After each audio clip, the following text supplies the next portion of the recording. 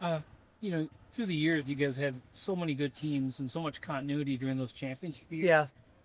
But they were always seemed to be really good at forgetting about what happened the year before in terms of we won and realizing that this is new. Mm-hmm. Is that something you had to talk to these guys about at all? I mean, yeah, it's exactly what we talked about the first day. Yeah, I mean that's why you hear Fee's comments about your starting place isn't where you left off. Right. Each iteration of the Lynx, it's different. Same for every team. It's things change. Life hits people. There's a lot of reasons why you're not exactly the same. So you got to figure out what this it's not bad. It's just you got to figure out what this iteration of the team is, what we're about, etc. So each journey is different. That's why we say it. And everybody knows obviously what the goal is. Yeah. What the possibilities are. Mm-hmm. But just the process. Is this a team that I think will embrace that? The process? Yeah. I don't know. We're going to find out. I mean, we're a couple weeks into it. I think they understand it. I still think we're not quite there yet, identity-wise. Not having, all of our, like the five, kind of get to work together, which is what the previous teams mostly had. Occasionally, like 2014, we didn't have, Brunson had a knee injury. So you deal with stuff every year. But no, I don't think we're anywhere close right now. Did you think you'd be further ahead at this point, or was this about expected? No. I mean, there's the unexpected things. I mean, you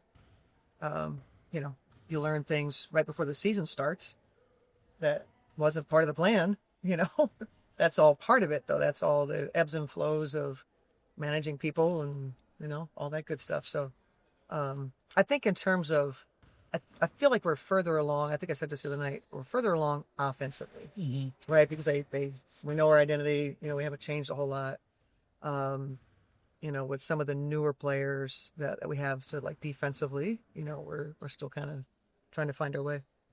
With a final preseason game behind you now, followed by an off day. Yeah. Today kind of feel like tone shift. It feels like the regular season now, and we've added the game that counts on. Oh, the way they showed up today, yeah, it felt like they were, not interested in really being here and working on anything. So, we don't have a game till Friday, so why are we here? That's kind of what today was. I was still in training camp. They weren't. They were onto something else. Did that get better throughout the practice? Absolutely not. No, that's why we're here so early with you guys. Watching the preseason games back, I mean, Kosu kind of stood out as she just got here in the city.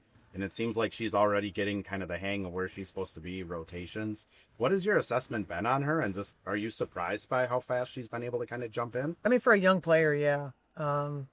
I think in terms of, I don't think she knows where she's supposed to be in terms of what we're running, but I think she's instinctual. Sure. Right? So that's the part I like. Mm-hmm. I'd much rather have that. And then we could sort of fill in like, hey, we want you to do this, not this.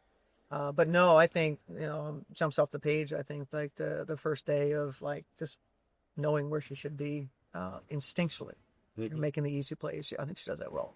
I mean, she also seems to be a really physical player. I mean, that offensive foul she had, she just about trucked something over. She did. Is that something that kind of stood out in her Russian film, or is that something that was a surprise? Well, her strength and athleticism are what stand out for sure.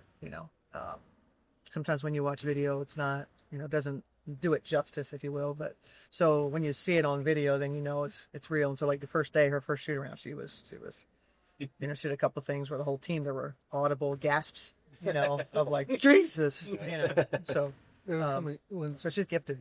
I mean, so they ran into her the other night, and it was like she wasn't even aware. She's strong. She just turned around like, did something just happen? Other person's on the floor. Yep, she's strong. Yeah. Was Lyon able to go to that? No, we're holding her out. So that's a quad. Soft tissue stuff. It just happens. So it's not a 2 or 3 day thing. So is there a chance that she won't be available? There's always a chance, yeah, because it's, how about Steph? Is he available for game 5? Do we know that yet? No. So we got to get there. Was there any temptation to keep them on the court longer instead of doing media early and cutting practice early? Well, I tried that. And about halfway through I was done. Thought it was a good idea to let them out of here because they weren't here today. So we continued. So I did stay longer than what I thought that they were really prepared to do. So, unfortunate. On yesterday's news that Dorco will miss the season, just kind of what was your reaction when that became the reality. Yeah, I mean, it's like I said, find out, just before the season. Right. It's obviously an unfortunate situation, but players make choices, and you just deal with the hand. Is there any update on K-Mac? I apologize. I know you're probably sick of talking about it. Well, we said on whatever day we played, that I don't have an update, and when I do, I'll definitely, just keep saying we're in touch with Matt, and so everything's fine. We're just working through personal matter.